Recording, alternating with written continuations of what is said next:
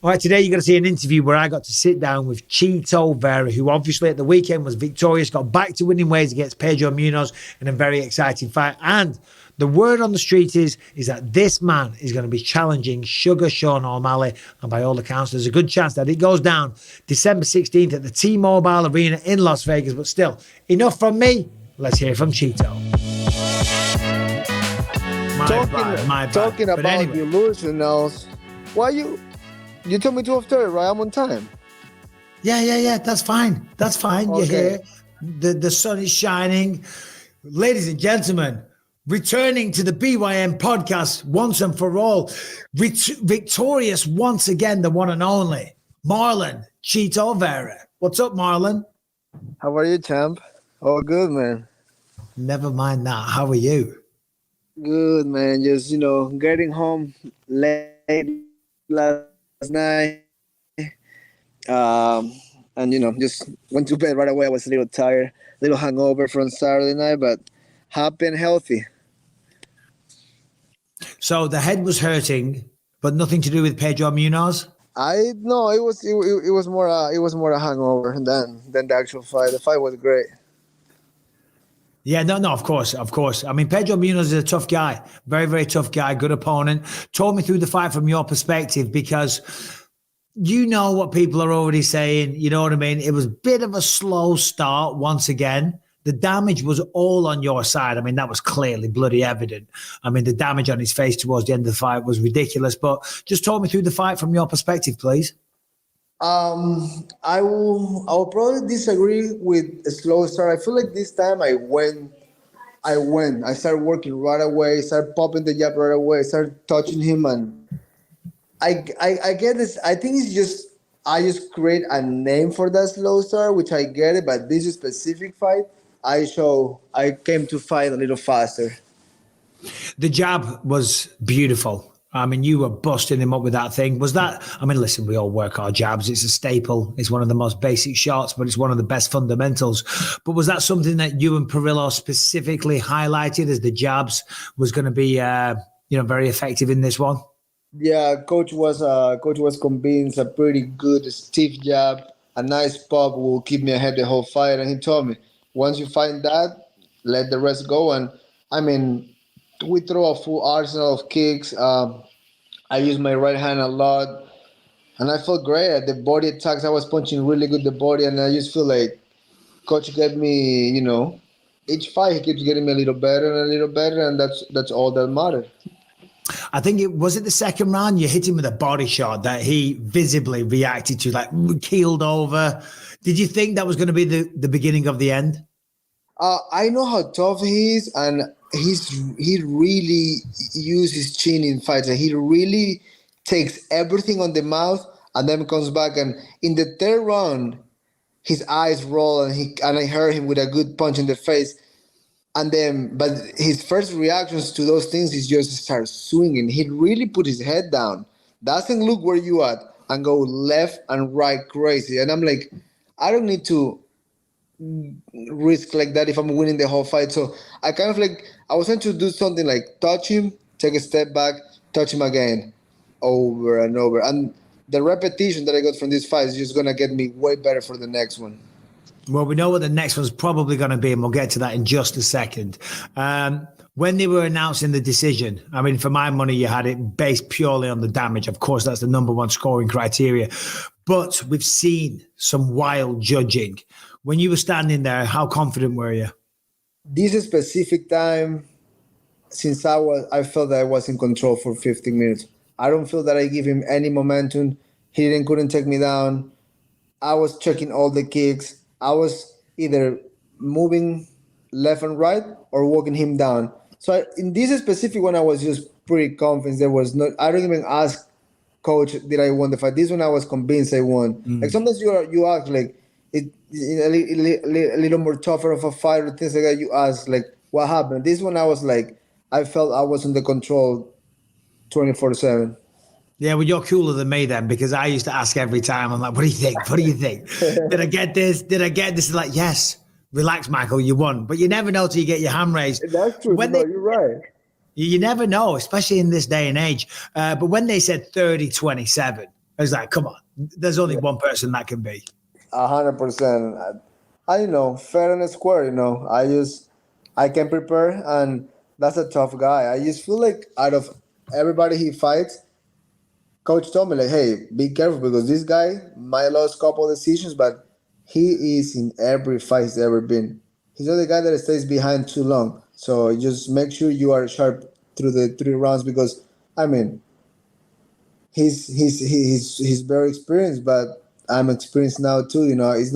This is not young Cheeto anymore. This is prime Cheeto. I mean, when you look at his record, he just beat Chris Gutierrez. Gutierrez is a phenomenal fighter. He was winning the fight with OMalley, and the other people to beat him, we're talking Dominic Cruz, Jose Aldo, Aljamain Sterling. So nothing but the best. If you're not one of the legends or a former champion, he's probably going to get the win. So it was a very, very impressive win. Before we talk about O'Malley, talk me through the post-fight celebrations. I saw you with Ian Gary, right? Getting down. You were having fun in that locker room, brother. In that shower. Well, a little debatable. That's the problem with phone. Well, we were giving each other's back, which was, very manly to do. But, just getting a quick shower after the fight, I don't want to be stinking shit. So, and then, of course, Perilla decided to start filming. He's great with filming. So. So that was Perilla that filmed that. He filmed, and then I think Ian was the one that posted, but I was like, I don't even want to post that, but you can post it for sure. It doesn't bother me, but I don't think I will. Well, listen, I know how it is. You go out, you have a fight, you're looking ripped, you're in good shape. You know what I mean? You're like, I don't mind this. Post this motherfucker. I'm in the best shape of my life. Ian Gary since deleted it, though. Have you seen that? Oh, no, I know he deleted it. Because I told him, like, look, it doesn't bother me. I'm confident with my shit. I got a personality, but I wouldn't post it myself, and that's why he probably deleted. He probably realized like, fuck, this is not good to be posting. But you live and you learn. He's a little younger than me. Yeah. How is he? And you guys get along?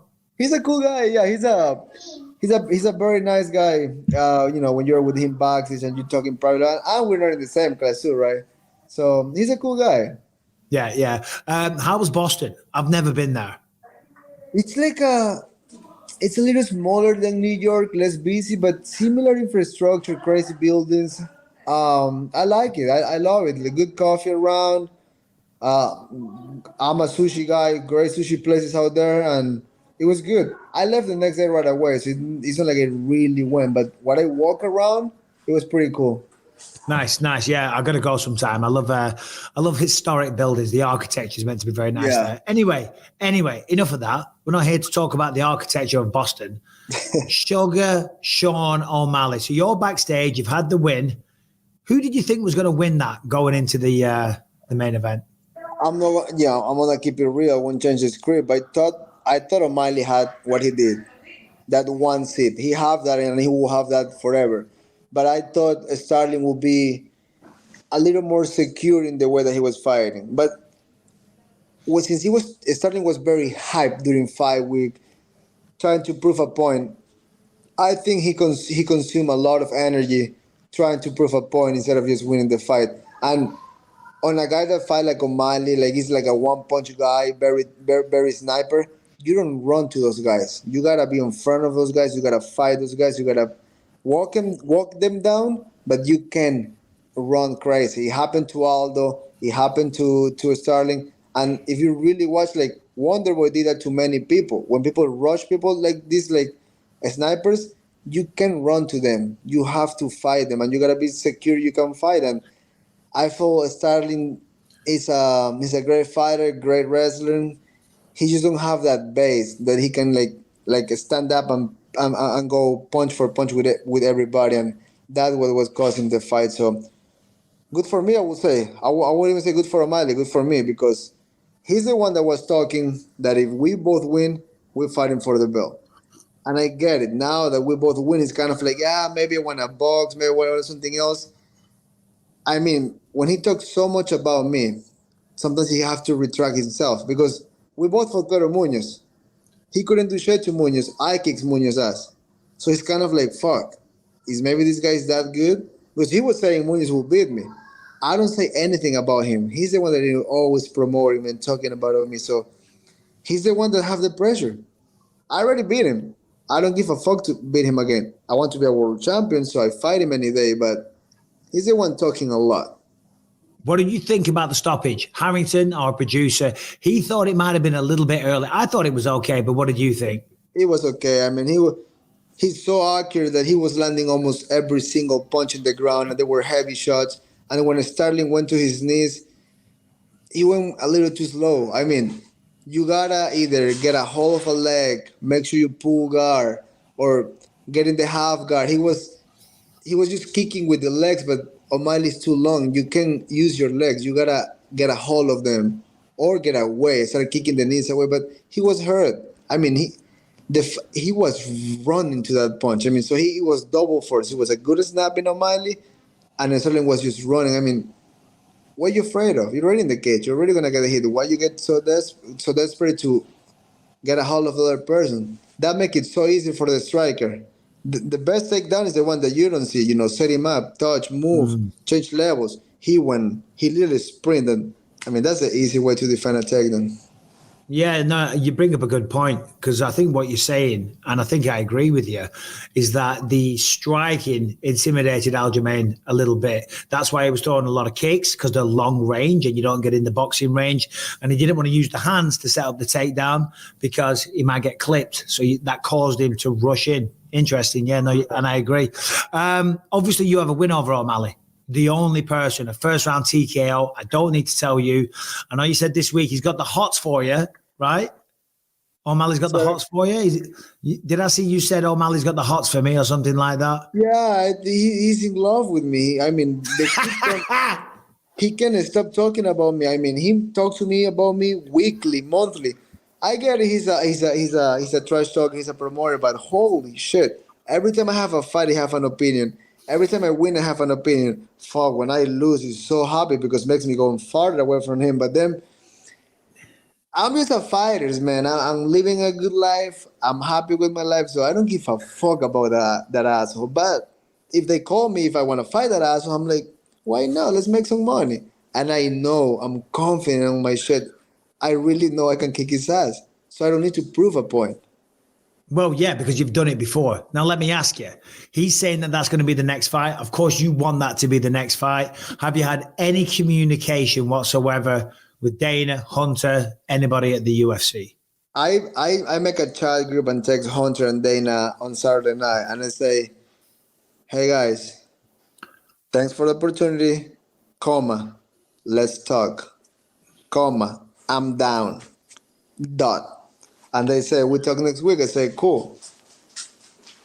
That's amazing. So, and I don't know if you saw this, the rumor was that Conor McGregor was going to fight T-Mobile Arena December 16th to finish off the year. They need a big pay-per-view to finish off the year. McGregor just said he came out on his Twitter and was like, listen, I've got to do 6 months of testing. I'm not going to be able to come back. So the fight's going to be delayed. So they need a big star. OMalley's a big star now. So do you think there's a good chance you, OMalley, T-Mobile Arena, December 16th for the bantamweight title? I'm down, man. I'm down. That's perfect timing for a camp. That's perfect timing to heal up. And we both for the same day. So we have the same exact amount of time to get ready and see who can back up their words and see who's going to do it. But believe me, I know what I'm capable of doing. I'm not chasing no hype. I just want to win. So that's to make me more dangerous than any other body that fight him because I don't give a fuck about the lights. The noise doesn't bother me. I just want to make money and be a world champion. I don't give a fuck about the rest. Yeah, I mean, listen, you've always been that. You're cool as a cucumber. Going in against OMalley, if and when the fight happens, how quickly are you attacking those calves? I mean, I'm gonna kick the shit out of him, but I feel like if you see like let's see like when you won one fight one way, the next fight is not gonna happen like that. So in my head, I'm not planning on just I'm gonna go and fucking break his legs. I'm gonna break his arm, his face, his ribs, his calves, his thighs. I'm gonna just fight him, and he's gonna be probably thinking, oh, he's just wanna kick with me. No, buddy, I can fight. I can sit down in front of you and fight you. Because that's the fighter I am today, thanks to Coach. Because Coach really give me a base, and now I can really do whatever the fuck I want in there. You and Mali have history, and I know how that goes, and you talk a bit of shit back and forth, but underneath all of that, do you have respect for him for what he's achieved? I mean, good. Yeah, he's been doing a great job. I don't hate on nobody. I don't want to be him. I don't want to be nobody. I want to be myself, and that's why, like, in terms of this type of things, I don't hate him. I don't hate guys like the Paul brothers. Everybody hate them because they get more and they're famous. I don't hate people for that shit. I mean, if I want what they have or something like that, just work for it, and you will get it eventually. But like people, everybody's like, "Oh, O'Malley's been getting favors from the UFC. O'Malley isn't." I don't waste zero energy on thinking about who or like, oh, these people got more fans. I don't give a fuck about that. So that's why I don't hate anything about him. I'm just, if we have to fight, we fight. If we don't fight, we don't fight. So I'm not desperate to get attached to anything. I'm just worried about winning. Winning will get me everything I want in life. Well, that's right. I mean, you can't control anything else. You know, you just got to keep doing you. You work your 100%. ass off. You've come up the hard way. You know what I mean? You come from Ecuador. Life has not been easy for you. You moved out to America. You brought your beautiful family with you. I mean, I'm assuming you always saw this. Did you always have this future? I mean, if the fight gets made and if you can go out there, beat O'Malley, become champion of the world, what a story this is, Chito. I mean, it's an incredible achievement. Just to be in the position that you're in now is an incredible achievement. Yeah. I was talking to my cousin yesterday over the phone, and he told me, like, bro, can you imagine by the fucking end of the year, you can be champion and rich? And I was like, don't even tell me that, bro. I was just thinking, like, holy shit. From the kid on the fucking swing in China in 98, just thinking about what I'm going to do when I grow up. I don't know, but I just know I'm going to be a cool guy. I had that idea that I'm going to be a cool guy. And now I'm a cool guy, and I know all the cool guys I wish I could met when I was a kid. I just feel like life is good, man. Well, life is good. And you are cool. You're known for that. And you're known for your cool styles as well, Chito. Every time I saw a video on Instagram, I don't know if you saw it, and it showed the changes in your style and your hair and you know, the beard and everything over the years. Oh, you are a cool guy, Chito. How's it feel to be the coolest guy on the roster? It's so cool, man. I saw a clip of this scene saying the coolest guy in the UFC when I was walking out. I was like, my guy, that guy understands that shit. Chito says your clothing sense, dress sense sucks. Sorry, not Chito. O'Malley says your dress sense sucks. I mean, even that type of thing. What the fuck? Are you a fucking mean girl? Go to fucking. There's some words I want to say now that I won't, so I don't get canceled. But I'm like, let's get the words out, Chito. What men talk about another man like that? Like, I'm like, are you fucking? Who are you? Like, you're paying attention about how other men dresses. Says the guy with his dressing his own merch. I mean, come on, dude. He's the fucking representation of trash. He's the face of trash, but it is what it is. Would you get face tattoos? No, that's disgusting. Says the man with a giant scorpion on the back of his head. Hey, I'm joking. Yeah, I'm joking. No, but like face tattoos, nah. I mean, some people can pull it off, like Post Malone pull it off. Like there's some guys out there like Travis Barker, but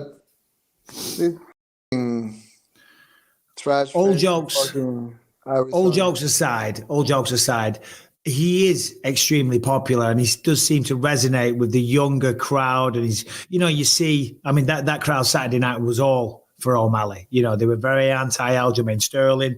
You got all the Nelk boys and all the podcasters and influencers. They all love this guy. So that's why this fight with yourself, because you're a very popular guy as well. I mean, that will do big pay-per-view numbers. It will be huge. I mean, it's really going to be a 50-50 because I feel like we have a similar platform and people fuck with each other for different reasons. So when I walk to the arena, sounds like the main event. And no offense to Aljamain Sterling. I wish the best to him, but he fought Henry Cejudo, a guy that no one likes because he's a little shit. And people was rooting for Cejudo in Brooklyn. I mean, that's disrespectful for a fucking guy that lives in New York. So in this fight, yeah, OMalley is very popular, but it's just maybe Starling that doesn't rub good with the fans, and I mean, bad luck. But at the end of the day, even if they boo you or they cheer you, both are good because you will make money in either way. It's just how you can handle it. But my side, I'm locking the cheers are on. I mean, when I walked to the weigh-ins in Boston, I wasn't expecting that reception. But when we fight, we'll see who got the love of the people. You said a moment ago when you walked out there, to the octagon.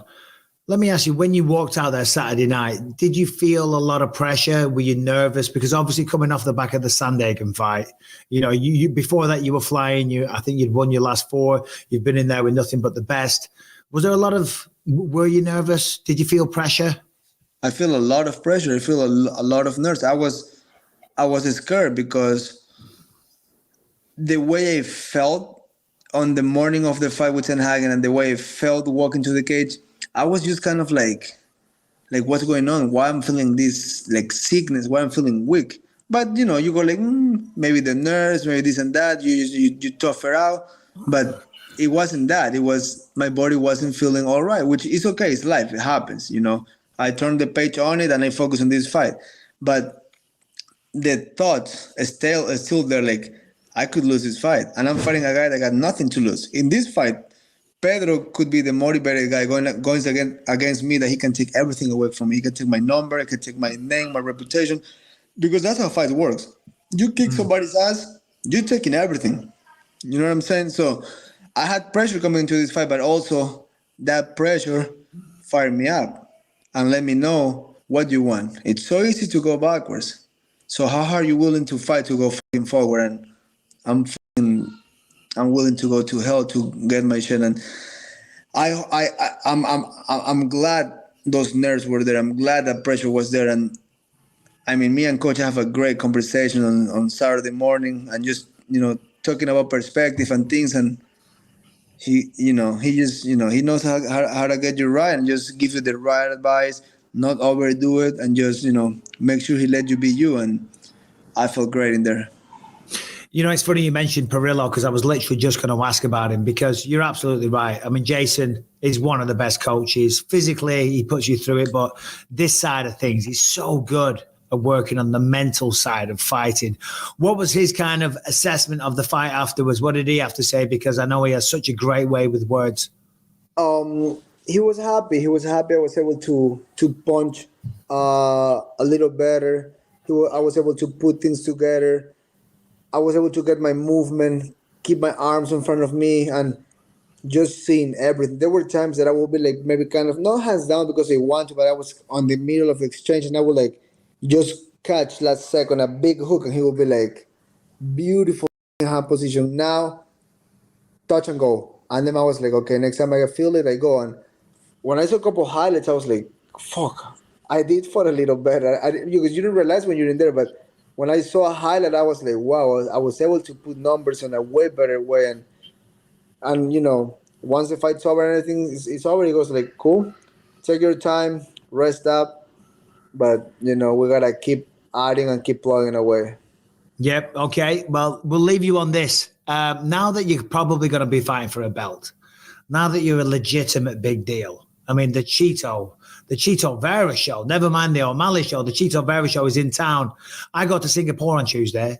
When I get back, are you going to blow me off if I send you a text and say, let's go out for dinner? Or are you going to be like, no, I'm too big time now? You always say about you coming and you never come. So you better come, because the one that is blowing us up is you.